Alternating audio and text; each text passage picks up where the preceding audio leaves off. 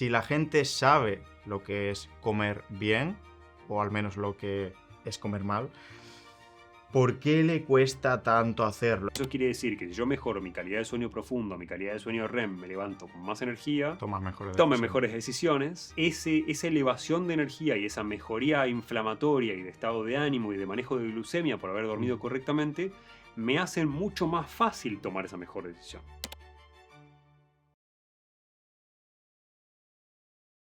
¿Qué cambiarías en tu discurso sobre ayuno intermitente hoy, en enero de 2026, respecto a cuando empezaste a hablar de esto? Bueno, eso me parece que es clave porque viene de la mano de el tener una visión lo más objetiva posible, de no tener un sesgo, de ir modificando nuestra posición a medida que entendemos cosas nuevas y también de entender que la evidencia nueva, cuando uno se mantiene actualizado, nos va cambiando nuestra conducta con respecto a, por ahí se pierde un poco el hype y ese efecto tan tendencioso que existe al principio en una herramienta, en un hábito, etcétera. Hoy te diría que en términos de ayuno, yo me fui centrando cada vez más en los mecanismos de envejecimiento, en los hallmarks of aging, en términos de longevidad y en tratar de entender cuáles son los procesos que modifican eso, porque es mi línea al final de la historia de longevidad.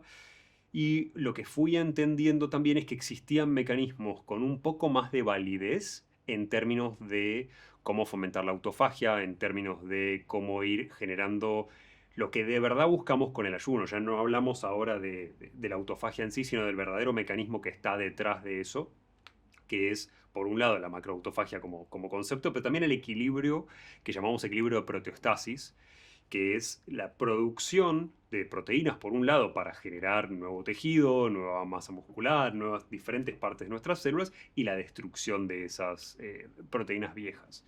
Entonces empezamos a entender que hay varias herramientas que podemos utilizar y también empezamos a entender, por otro lado, que el exceso de ayuno tenía su contraprestación desde un punto de vista sobre todo hormonal en algunas áreas, particularmente en la mujer, en ciertas fases del ciclo. Entonces, un poco lo que se vio o lo que yo vi particularmente en opinión es que el punto, el sweet spot de beneficio versus riesgo de ayuno iba reduciéndose en términos de horas a medida que aparecía evidencia nueva, sobre todo de más años sostenido. Creo que un 12-12 en términos de horas de ayuno siempre es algo positivo metabólicamente hablando y me quedaría en términos de algo que puede usar todo el mundo, salvo que sea una persona obesa que tiene condiciones específicas, donde los beneficios cambian y los riesgos cambian, pero para la mayoría de las personas estamos hablando de quedarte en un rango de entre 12-12 y el 16-8, que ya sabemos que cerca del 16-8 vas a estar afectando más a la producción de TSH, vas a estar afectando más a la producción de hormonas sexuales en la mujer durante cierta fase del ciclo. Por ende, sí, cambiaron varias cosas. Una de ellas tiene que ver con que mi visión se volvió un poco más conservadora con respecto a la cantidad o al tiempo ideal de ayuno. Bien. Hay mucha gente que haciendo 16-8 al comienzo pues tiene buenos resultados, está contento, está feliz, que bien el ayuno, que por fin encuentro algo que me hace, me beneficia, pero a los pocos meses deja de ver resultados o incluso vuelve a ganar peso haciendo lo mismo. ¿Por qué se da esto y qué le podemos aconsejar? Bueno, eso en Argentina lo llamamos equipo que gana no se toca. Y es un problema bastante importante que en realidad no solamente vale para ayuno, vale para cualquier estrategia de cambio de hábitos, de dieta, etcétera, que es un error clásico. ¿Por qué? Primero porque tenemos que entender cuáles son en principio en una persona que quiere bajar de peso, tenemos que entender cuáles son los parámetros centrales de eso, de ajustes metabólicos y varios elementos más que ahora vamos a mencionar, pero por el otro lado, desde el punto de vista del ayuno, siempre es central, y esto vale para el que hace dieta keto, el que hace dieta paleo, el que hace carnívoro, el que hace ayuno. Les pasa mucho que tienen buenos resultados durante un periodo inicial, un periodo de luna de miel, si querés, con ese cambio que hicieron, donde el resultado que ven es positivo, se acostumbran a ese resultado positivo, y después cuando empieza a haber un declive de los beneficios, las personas no son conscientes de ese declive de los beneficios. Y muchas veces llegamos a un punto que vale tanto para ayuno como para cambios nutricionales, que ahora vamos a entender, pero es bastante importante desde un punto de vista de prevención, que muchas veces no somos conscientes. El primero más clásico de estos, que va a suceder en cualquier escenario donde vos estés bajando de peso o donde vos estés haciendo restricción alimentaria, básicamente, es, y es muy evidente, por nosotros ahora tenemos la data con el equipo para verla, antes no la teníamos, pero es básicamente que la gente hace déficits nutricionales en su vida cotidiana. vos consumís todos los alimentos que vos deberías, supongamos, y es bastante común que encontremos que tenés 2, 3 cosas de minerales, vitaminas, etcétera, fuera de rango, por debajo del valor que vos deberías para que tu cuerpo funcione correctamente. ¿Qué sucede? Cuando vos haces restricción alimenticia, cuando vos empezás a comer menos, sobre todo pensando en alguien que hace ayuno, pero que está bajando de peso, y es importante que se entienda que cuando estás bajando de peso estás comiendo menos cantidad de alimento, por eso estás bajando de peso, que si no estuvieses bajando básicamente, porque vos podés hacer ayuno y no perder grasa o no perder Claro. peso. Entonces, en el escenario en donde vos estás perdiendo, como estás comiendo menos cantidad, llamémosle 2000 kilocalorías, pero podemos hablar de en otros términos, no importa, digo eso para plantear una unidad. Si vos hacías 3 o 4 déficits nutricionales cuando vos estabas comiendo esa cantidad, ahora que comés menos para bajar de peso, Hace 6. tenés más déficit. Sí. Porque muchas cosas que llegabas justo al límite, que llevas al 100% de tu consumo en condiciones muy justas, ahora son elementos que ya no consumís en cantidades suficientes. Y eso pasa con Ozempic, pasa con muchas horas de ayuno, pasa con restricciones. Con las restricciones alimentarias es más marcado porque vos en una dieta keto ya sabés que estás comiendo menos cantidad de vitamina C, menos cantidad de magnesio, etc. Entonces es más claro que se va a venir ese déficit nutricional a largo plazo. Creo que ese es un elemento. Y el otro elemento que tiene que ver con la adaptación fisiológica y hormonal que hacemos a ciertos procesos, por lo cual es importante tener la capacidad de ir fluctuando las herramientas que usamos y entender cuándo las modificamos y cuándo no. Eso es interesante porque se ve mucho que la gente hace adaptaciones y esas adaptaciones fisiológicas tienen muchas veces que ver con modificaciones de los tejidos metabólicamente activos. Por ahí alguien baja de peso pero pierde masa muscular, entonces su gasto calórico total por día baja y ya no baja más de peso. Es la típica meseta que asociamos Mm. a esos procesos. Por ahí aumentamos nuestro nivel de estrés y nuestro nivel de cortisol y empezamos a empeorar nuestro manejo de la glucemia y eso nos hace más insulinoresistentes. Son todos elementos que deberíamos ajustar, que la gente en la vida cotidiana no lo hace, esa es la realidad, y que debería ser algo que tengamos en mente cuando pensamos en herramientas como ayuno, sobre todo sostenidas a largo plazo. Buenísimo. ¿Incluye Pulso estrategias de ayuno? Incluye, las estamos armando. Hoy lo que hicimos fue crear una herramienta que te permita, todavía no está disponible, pero que te permita cargar tus análisis de sangre y en base a eso optimizar la alimentación, Ujú. para entender también quién es candidato a hacer ayuno, quién no es candidato a hacer ayuno, quién está elevando su inflamación o elevando cortisol o elevando cosas que sabemos que podemos o que tenemos estrategias para compensar a nivel de alimentación. Mm. Más que nada pensado porque la gente está analizando, en tecnología está analizando el problema de bajar de peso, de subir de peso, y no hay una solución para la persona que tiene colesterol elevado, para la persona que tiene hipertensión, para la persona que tiene inflamación intestinal o trastornos de la microbiota. No existen soluciones escalables, existen test, existen ese tipo de cosas, pero no existe una app que te permite ir optimizando esas cosas. Faltaba esa estructura, básicamente. Mm. ¿Cuál creerías que es el mayor valor añadido de Pulso para que lo entienda mi audiencia en general? Mira, yo creo que lo pensamos de esta manera. Lo pensamos diciendo, bueno, hagamos una prueba gratuita para el que no tiene un céntimo, que no puede gastar nada en hacer, en usar un producto que tiene un costo. Entonces, no se puede hacer gratuito porque cada procesamiento tiene un costo, básicamente, cada procesamiento de fotos. Entonces, yo quería nivelar la cancha y darle una oportunidad de tener buenos resultados en términos de longevidad a la gente que no tiene los recursos que tiene Brian Johnson cuando vos lo mencionabas antes con experimentación. Entonces, ¿el juego cuál es? El juego es usar la prueba gratuita para sacarle fotos a tu plato de comida, identificar los nutrientes para comer si... Primero para asegurarte de que estás comiendo la cantidad suficiente. No nos olvidemos de que desde el punto de vista de longevidad, restricción calórica sigue siendo el elemento más validado para aumento de expectativa de vida en diferentes modelos animales. No lo hicimos en humanos porque no tenemos tampoco el tiempo detrás como para haber experimentado en alguien qué sucede si toda la vida consume 10 o 5% menos calorías de las que debería. Pero sabemos que es el fenómeno más asociado, el proceso más asociado a aumento de expectativa de vida en diferentes modelos animales. Entonces, obviamente, dentro de Pulso tenemos esa opción de longevidad y recomposición. Y lo que vimos, que estamos armando, es que tenés que de alguna manera enfrentar el conflicto que tiene que ver con la fragilidad de hacer déficit calórico, que es algo importante para la gente que está buscando bajar de peso, que usa Ozempic, que usa cualquier otra herramienta, que es cuando la gente baja de peso y empieza a perder masa muscular.